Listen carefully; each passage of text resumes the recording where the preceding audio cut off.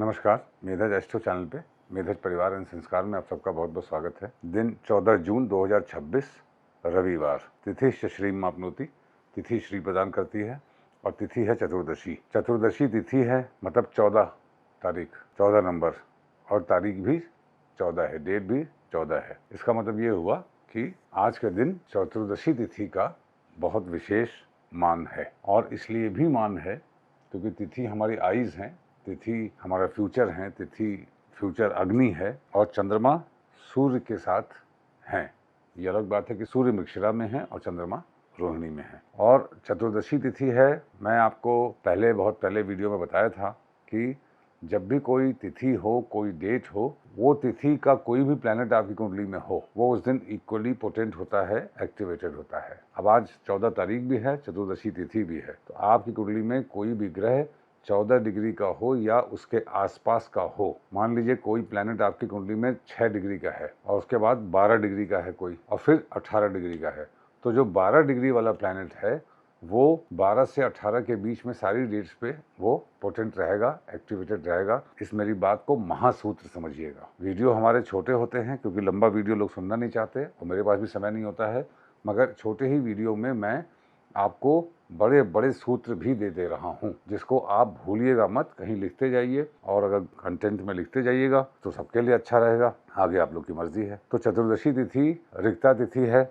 जो कि शनिदेव के अनुसार फल देती है। देखिए, चतुर्थी, नवमी और चतुर्दशी ये रिक्ता तिथियां हैं जो शनिदेव के अनुसार फल देती हैं। जहाँ पे कुंडली में शनिदेव होते हैं उनके अनुसार इसका फल मिलता है। और कारकत्व क्या है, कैसे एक्ट करती हैं? वो एक्ट ये करती हैं जहाँ पे कुंडली में गुरु होते हैं। तो गुरु और शनि रिक्ता समझ के हमको लगता है कि एम्प्टीनेस, कि हमारे जीवन में खालीपन, अधूरापन। वो बात सही है क्योंकि कुछ बड़ा क्रिएट करने के लिए अधूरापन जरूरी है। The one who is hungry can only Hunt. अगर आपका पेट भरा है तो आप शिकार नहीं कर पाओगे। अगर आपका पेट खाली है तभी आप शिकार कर पाएंगे। अगर आपको स्केर्सिटी है तभी आप फाइट कर पाएंगे। तो चतुर्दशी तिथि का कॉज प्लैनेट हैं शनिदेव और इफेक्ट प्लैनेट है गुरुदेव। देखिए, नेचर शनि जैसा है, मतलब फियर, एंजाइटी, डिले। और इफेक्ट कैसा है? जहाँ पे गुरु हैं। गुरु कहाँ है? कर्क में है, उच्च के हैं, पुनर्वसु में है, नक्षत्र में। पुनर्वसु नक्षत्र क्या होता है? Punarvasu, return of light. एक तूफान के बाद जीवन का स्थिर होना, मगर तूफान जरूरी है। देखिए, ये समझिएगा कि कुंडली में जो भी योग होते हैं, कुछ भी बहुत अच्छा या बहुत बुरा नहीं होता है। पुनर्वसु को one of the most auspicious नक्षत्र माना जाता है, मगर शुभ नक्षत्र माना जाता है शुभ कार्यों को करने के लिए। इसमें अगर कोई प्लैनेट होगा, कोई जातक का इसमें जन्म होगा, आपका कोई प्लैनेट इसमें होगा, तो ये समझिएगा तूफान जरूर आएगा जीवन में और उसके बाद फिर जीवन स्थिर होगा। कारण क्या है? जो नक्षत्रात हरते पापम, नक्षत्र हमारे पाप बताते हैं। नक्षत्र का एक देवता है, उस देवता के अनुसार आपका जीवन होना है। अब जैसे पुनर्वसु के है, पुनर्वसु के देवता है माँ आदिति। तो माँ आदिति क्या है? पृथ्वी। पृथ्वी के साथ खास बात क्या है? सबको समान व्यवहार करना। सबको समान व्यवहार तो हम कर नहीं सकते। जिसका भी पुनर्वसु नक्षत्र में जन्म हो, उसका क्या पाप होगा? उसका पाप ये होगा कि उसने पूर्व जन्मों में कुछ लोगों के साथ डिस्क्रिमिनेशन किया होगा। उसकी वजह से इस जन्म में भी जहाँ पे वो अपना बच्चा सबसे प्यारा, दूसरे का बच्चा कम प्यारा, स्वार्थ बहुत ज्यादा आ जाएगा और कभी कभी माँ आदिति की तरह बहुत ज्यादा लोग निश्चल हो जाएंगे और कुछ ज्यादा ही उदार हो जाएंगे। तो दोनों ही स्थितियों में जब चीजें एक्यूमुलेट होकर प्रेसिपिटेट होती हैं तो एक तूफान आता है। तो गुरुदेव कर्क में है, पुनर्वसु नक्षत्र में, आज चतुर्दशी तिथि है और शनिदेव के अनुसार फल है। तो हम इसको कैसे समझेंगे? शनिदेव कर्माधिपति हैं, गुरुदेव धर्माधिपति हैं। इसका मतलब आज आप उच्च के मॉरल वैल्यूज के साथ भगवान शिव का ध्यान करते हुए सबके साथ निश्चल रहने की कोशिश कीजिए। शनिदेव के साथ क्या है? डिले जरूर है, मगर अगर मिल जाएगा तो स्थिर राजयोग रहेगा। जिनके भी लग्न का, लग्नेश का शनिदेव से संबंध हो जाए, उनको जीवन में मिलता बहुत रुला के है, मगर जब मिलता है तो लंबे स्थिर राजयोग दीर्घ काल तक रहता है। चतुर्दशी तिथि वैसे भी मिनी शिवरात्रि कहता हूँ मैं, भगवान शिव की रात्रि है, इसके देवता भगवान शिव हैं। और हम लोग अब यहाँ से पूर्णिमा के बाद ये जो अमावस्या है, इस अमावस्या के बाद हम लोगों को अगले महीने में, ज्येष्ठ के बाद अगले महीने में जाना चाहिए, मगर नहीं जाएंगे। क्यों? क्योंकि अधिक मास है। एक महीना और, अभी बैलेंसिंग चल रही है, अब नेचुरल वाला यहाँ से कल अमावस्या के बाद नेचुरल वाला ज्येष्ठ मास लगेगा। ये प्रकृति का करेक्शन है अधिक मास का। और कितना खूबसूरत इत्तेफाक है, देखिए 14 तारीख आज की रात दिन में 12 बजे तक चतुर्दशी है, जिसमें कि चारों द्विस्वभाव राशियां दग्ध हो जाती हैं। द्विस्वभाव राशियां धनु, कन्या, मिथुन और मीन, इनमें से किसी में भी वक्री ग्रह नहीं है। अर्थात ये द्विस्वभाव राशियां आज के दिन हम लोगों को भीड़ भाड़ से सावधान रहने की हिदायत दे रही हैं। द्विस्वभाव राशियां मतलब भीड़ भाड़। जब आप कहीं यात्रा कर रहे हों, एकदम से कहीं जाम बहुत लग जाए या भीड़ दिख जाए तो उस समय कुंडली देखिएगा उस समय का, और देखिएगा अगर द्विस्वभाव लग्न है तो वो भीड़ है। वो भीड़ कब कम होगी? जब वो द्विस्वभाव लग्न से चर में आएंगे या स्थिर में आएंगे। चंद्रमा लग्न बदलेगा या चंद्र लग्नेश बदलेंगे। अगर 1.5 घंटे का टाइम है तो 1.5 घंटा नहीं लगेगा। आप देखिए नवमांश में कब लग्न बदल रहा है। ये एक तरीका होता है जिसको कि मैं अक्सर यूज़ करता हूँ और कभी आज तक गलत हुआ ही नहीं। कहीं पे भी भीड़ में आप जा रहे हों और देखिए जाम बहुत लग गया तो आप तुरंत उस समय की कुंडली देखिए कि इस समय लग्न क्या है। अगर चर लग्न कौन कौन से होते हैं? मेष, कर्क, तुला और मकर। स्थिर लग्न कौन से होते हैं? वृषभ, सिंह, वृश्चिक और कुंभ। अगर स्थिर लग्न है तो ट्रैफिक रुका हुआ है। अब वो रुका किसी भी वजह से है, चाहे ट्रैफिक की वजह से, चाहे वीआईपी मूवमेंट हो, चाहे जो भी हो।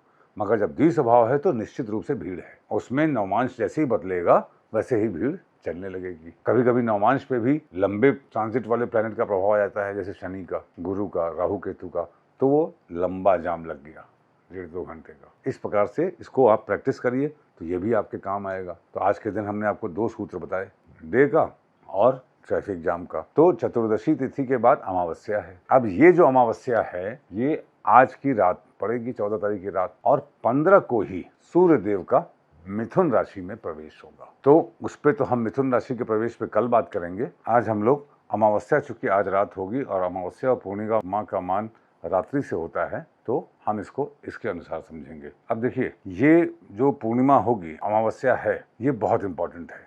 वो इसलिए इम्पॉर्टेंट है क्योंकि ज्येष्ठ महीने में मास शून्य राशि है वृषभ, और वृषभ राशि में ही अमावस्या हो रही है। तो ये निश्चित जान के चलिए कि ये अमावस्या से कुछ नया डेफिनेटली शुरू होगा और वो बड़ा होगा धीरे धीरे। बड़ा होगा धीरे धीरे क्यों कह रहा हूँ?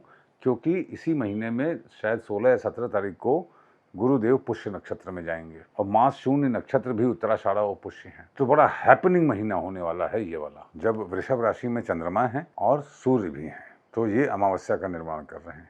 चंद्रमा रोहिणी में है और सूर्यदेव मृगशिरा में है और गुरुदेव पुनर्वसु में है। गुरुदेव अब पुनर्वसु के आखिरी चरण में है। तो डिस्ट्रक्शन के बाद जीवन में ठहराव, रिटर्न ऑफ लाइट आ चुकी है या आ रही है। अब उसके बाद पुष्य नक्षत्र में जाएंगे तो जो भी कुछ डैमेज हुआ, हमें जीवन में होप्स वापस आई, उसका ये पुनः निर्माण करेंगे, अबंडेंस में करेंगे। क्योंकि पुष्य नक्षत्र अबंडेंस का नक्षत्र है, नर्चरिंग का नक्षत्र है। गाय हमारी माता है, गाय दूध देती हैं और हमें पालती हैं। तो रोहिणी नक्षत्र में जो अमावस्या होगी, रोहिणी नक्षत्र देखिए कोई भी नक्षत्र अपने देवता के अनुसार फल करता है। जैसे रोहिणी नक्षत्र में प्रॉपर ये अमावस्या है। और उसके बाद मृगशिरा। रोहिणी क्या है? इसके देवता हैं ब्रह्मा जी। ब्रह्मा जी ने क्या किया? कृष्ण क्रिएट किया। क्रिएट करने पे क्या हुआ? जब आप कुछ क्रिएट करते हैं तो कभी कभी ऐसा होता है कि आपका क्रिएशन आपसे ज़्यादा अच्छा हो जाए तो आपको ईर्ष्या हो जाती है। यही रोहिणी नक्षत्र में ये अमावस्या बता रही है। एक तो रोहिणी नक्षत्र का जो सिंबल है वो बुलक कार्ट है और बुलक कार्ट धीरे धीरे खड़ चलता है, तो जिंदगी स्लो चलती है और राइज करता है। क्योंकि रोहिणी नक्षत्र में anything here will rise, longest नक्षत्र है। और अमावस्या पे क्या होता है? Something will end for something to begin. आज से कुछ चीजों का समापन होगा और कुछ चीजों की शुरुआत होगी। देखिए कोई भी अमावस्या या पूर्णिमा इमीडिएट इफेक्ट देती है। कब से? अगर उसके आसपास कोई सूर्य देव का ट्रांजिट हो रहा हो। अब आज ये अमावस्या है और कल ही ट्रांजिट हो जा रहा है। मान लीजिए आज अमावस्या है और सूर्यदेव का ट्रांजिट अगली राशि में कुछ दिनों बाद हो रहा होता, तो जब जिस दिन हो रहा होता वहाँ से इसका इफेक्ट माना जाता, मेन इफेक्ट। अब आज अमावस्या है और कल ही सूर्यदेव का ट्रांजिट है, इसका मतलब ये अमावस्या इमीडिएट रिजल्ट देगी। वृषभ लग्न वालों के लिए, वृषभ राशि वालों के लिए, अच्छा कोई भी अमावस्या हो या पूर्णिमा हो तो चंद्रमा जहाँ होते हैं वहाँ से चौथे भाव, क्योंकि चौथा भाव सुख का होता है, चौथा भाव घर का होता है, वहाँ पे उसका सुख मतलब उसका स्टोरेज है। उसके कर्म वहां पे छुपे हैं और दिखेंगे वहां, जो वहां से दसम है, क्योंकि दसम भाव ब्रॉड डे लाइट है, दिखने का भाव है। वृषभ से चौथे भाव में क्या है? सिंह राशि। वहां पे केतु है, और वृषभ से दशम में क्या है, कुंभ राशि, जहां पे राहु है। तो यहां से इस अमावस्या से ये मघा के केतु और शतभिषा के राहु का एक्सिस एकदम से ट्रिगर हो जाएगा। एकदम से ट्रिगर होने का मतलब क्या है, क्योंकि मास शून्य, राशि भी वृषभ है, तो ट्रिगर होने का मतलब क्या है भाई, राहु केतु क्या है। राहु केतु के केस में आप देखिए कि उनके डिस्पोजिटर का बड़ा रोल है। जैसे केतु सिंह में है तो उनके डिस्पोजिटर सूर्य है, राहु कुंभ में है तो उनके डिस्पोजिटर शनि है। तो शनिदेव सूर्यदेव को देख रहे हैं और सूर्यदेव से शनिदेव एकादश है। यहाँ से सरकारों में समर्थन को लेकर आपके घर में, आपके मन के अंदर एक क्रिएटिविटी और असंतोष दोनों साथ साथ चलेगा। एक तरीके से ये एक्सप्लोजन का समय है, जिस एक्सप्लोजन पे आप स्वेच्छा से कुछ चीजों का अंत करें और कुछ चीजों की शुरुआत करें। चूंकि मैं ज्योतिष में जो बता रहा हूँ ये जनरल है, ये हर एक के लिए केस टू केस में जैसा देश काल परिस्थिति के अनुसार आपके जीवन में चल रहा हो वैसा आप इस थीम को अप्लाई करिएगा। ये नहीं कहिएगा मेरे जीवन में तो कुछ नहीं हुआ, मैं तो ये, अरे भाई छोटी भी चीज अगर होगी, आपके ग्रह जिस पोटेंसी के हैं कुंडली में उसके अनुसार रिजल्ट आएगा जरूर, जो मैं कह रहा हूँ, ठीक है ना। अब सूर्य चंद्र हैं, रोहिणी में सूर्य हैं, इस अमावस्या पे पहले सूर्य से पहले चंद्र हैं, फिर उसके बाद इसी अमावस्या में सूर्य के बाद हो जाएंगे चंद्र। सूर्य चंद्र जब साथ होते हैं तो दो स्थितियां होती हैं, कोई भी प्लैनेट जब साथ होता है तो या तो डिग्रिकली कोई पीछे है कोई आगे है। तो जब चंद्रमा सूर्य से पीछे हैं तो जो पीछे वाला प्लैनेट होता है वो आगे वाले प्लैनेट की एक्टिविटीज को कंट्रोल करता है, इंस्पायर करता है, पुश करता है, एसेट देता है, उसको कंट्रोलर हो जाता है उसका। और आगे वाला प्लैनेट क्या है, वो तो एक्टर है ही है, होता उसके हिसाब से। इसका मतलब सूर्य देव का एक्शन चंद्रमा के अनुसार होगा। इसका मतलब सूर्य हमारी क्या है, सेंसिटिविटी, हमारी सेंसिटिविटी मन के अनुसार होगी, which is very very dangerous situation. क्योंकि इसीलिए एक तो चंद्रमा अस्त है, सूर्य से पहले अस्त हो जाएंगे और ऊपर से उनकी चलेगी। तो अस्त चंद्रमा के साथ सेंसिटिविटी जो होगी वो एक कठिन समय होगा हम लोगों को अपने मानसिक उद्वेग को, अवस्थाओं को संभालने का। चूंकि चंद्रमा वृषभ में उच्च के होते हैं तो चंद्रमा में पोटेंसी है। इसका मतलब आपके मन में ताकत है, बस किसी भी स्थिति को जस्ट लाइक दैट आप सरेंडर मत करिए, ये कहने का तात्पर्य है। सरेंडर मत करिए और शॉर्टकट मत ढूंढिए इस अमावस्या पे, क्योंकि केतु एक्टिवेट है मघा में, मतलब आपके पास जो स्टोरेज है उस स्टोरेज में यूजलेस चीजों को छोड़ने का है समय। जो आपका पर्पस सॉल्व नहीं हो रहा है उसको छूट जाएगा। अगर आप सरप्लस रखा हुआ है तो वो छूट जाएगा। देखिए केतु के साथ बड़ा सिंपल है, जो जरूरी है वो रह जाएगा। और वहां से दिखेगा राहु पे, राहु शतभिषा में है, शतभिषा हीलिंग का नक्षत्र है, एकदम से आसमान से नीचे गिरने का फिर ऊपर उठने का नक्षत्र है। तो यहाँ से इस अमावस्या से हमारे जीवन में जो भी विध्वंस हुआ, विध्वंस क्यों बोल रहा हूँ, क्योंकि गुरुदेव पुनर्वसु में थे, हैं भी और काफी समय से हैं, क्योंकि मिथुन में थे, फिर वहां से कर्क में आए, फिर वक्री होके गए। तो काफी कुछ विध्वंस जो हुआ पिछले कुछ महीनों में, उस विध्वंस के बाद जीवन नॉर्मलसी की तरफ जाए, ऐसा ये अमावस्या ट्रिगर कर रही है इस थीम को। और उसी थीम के तहत कल 15 तारीख को सूर्यदेव मिथुन में जाएंगे। मिथुन कालपुरुष के तीसरे भाव की राशि है। Communication, finance, artistic expression, creativity, इन सबको एनकरेज करेंगे। ये है अमावस्या की थीम। आई होप कि मैं अपनी बात समझा पाया। रोहिणी नक्षत्र में चूंकि ब्रह्मा जी का नक्षत्र है, नक्षत्रार्थ हरते पापम, मैंने बता ही दिया। अगर ईर्ष्या कंट्रोल करेंगे तो आपके बहुत बड़ी बड़ी चीजें बन जाएंगी। योगात रोग निवारणम योग है धृति योग। अब देखिए धृति योग पुष्य नक्षत्र में होता है, बहुत अच्छी बात है। और पुष्य नक्षत्र पूर्णतया मास शून्य नक्षत्र है ज्येष्ठा में। जिसका मतलब क्या है, योग है, आकाशीय कृपा है, धृति एक शुभ योग है। इसका मतलब इस रविवार को जब ये अमावस्या हो रही है चतुर्दशी तिथि में, तो कोई बहुत शुभ योग तो डायरेक्ट नहीं बन रहा गोचरवश, परंतु चूंकि पुष्य नक्षत्र रविवार को सर्वार सिद्धि बनाता है और आज के दिन जो योग है, जो कि योगात रोग निवारणम आकाशीय कृपा, वो पुष्य नक्षत्र में पड़ने वाले धृति योग से बन रही है। तो आज के दिन असीम शुभता आप प्राप्त कर सकते हैं। बस इतनी सी बात है कि पुष्य नक्षत्र के हिसाब से आप बनाने की सोचिए, बिगाड़ने की नहीं। नेगेटिव सोच वालों का विध्वंस होगा और पॉजिटिव सोच वाले लोगों के लिए प्रकृति सहारा बनेगी, उनको विशेष प्रकार के संसाधनों से सुसज्जित करेगी। करणात् कार्य सिद्धिश्च करण है शकुनी करण। शकुनी चतुष्पाद सब अमावस्या के आसपास पड़ते हैं। राहु केतु इसके प्लैनेट्स होते हैं, सिग्निफिकेटर होते हैं। राहु केतु का एक्सेस इस अमावस्या से पूर्णतया पोटेंट हो गया है। कुंभ और सिंह, लॉजिक मैंने अभी आपको बताया था, इसको ध्यान रखते हुए आगे चलिए। रविवार का दिन है तो हस्त मूल उत्तरा तीनों अर्थात उत्तराषाढ़ा, उत्तरा भाद्रपद, उत्तरा फाल्गुनी में यदि कोई प्लैनेट है तो सर्वार्थ सिद्धि योग का फल आपको आज मिलेगा। अश्विनी में, पुष्य मैंने बता ही दिया आपको। अगर इनमें कोई प्लैनेट है तो आपको सर्वार्थ सिद्धि का फल मिलेगा। पुष्य नक्षत्र में 3 तारे हैं, तो आज से 3 दिन 3 हफ्ते बाद निश्चित रूप से अगर आप पॉजिटिव सोच में हैं तो आपको शुभ समाचार की प्राप्ति होगी। बाधक वृषभ है में चंद्र हैं, तो वहाँ से स्थिर है तो नवम शनिदेव, नवम भाव में मकर राशि है, उसके स्वामी शनिदेव। क्या इनका वृषभ राशि या शुक्र से संबंध है? बिल्कुल है, क्योंकि शनिदेव वृषभ राशि को पहली दृष्टि से देख रहे हैं। इसका मतलब आज के दिन जो हम क्रिएशन करना चाह रहे हैं, जो भी कुछ होगा वो धीरे धीरे बढ़ेगा। शनिदेव की पहली दृष्टि तीसरा भाव पे पड़ती है और उपचय भाव है। उपचय में क्या है? धीरे धीरे चीज बढ़ती है, बढ़ती जरूर है मगर धीरे धीरे। तो इस अमावस्या से हमको थीम लेना चाहिए कि लेट अस क्रिएट समथिंग जो कि धीरे धीरे आगे बढ़ेगा। अब अगर हम आरूढ़ राशि पे आए तो आरूढ़ भाव कौन सा होगा? वृषभ राशि के स्वामी शुक्र पुष्य नक्षत्र में है, और पुष्य में, हाँ पुष्य में शुक्र तो है ही है, तो इसका मतलब पुष्य शुक्र आज सर्वार्थ सिद्धि योग तो बना रहे हैं। क्या बात है! इस अमावस्या को शुभ पुष्य नक्षत्र में शुक्र देव कर रहे हैं और धृति योग भी वहीं पे है और उसके स्वामी भी शुक्र है। तो आज के दिन शुक्र ही शुक्र। अच्छे कपड़े पहनिए,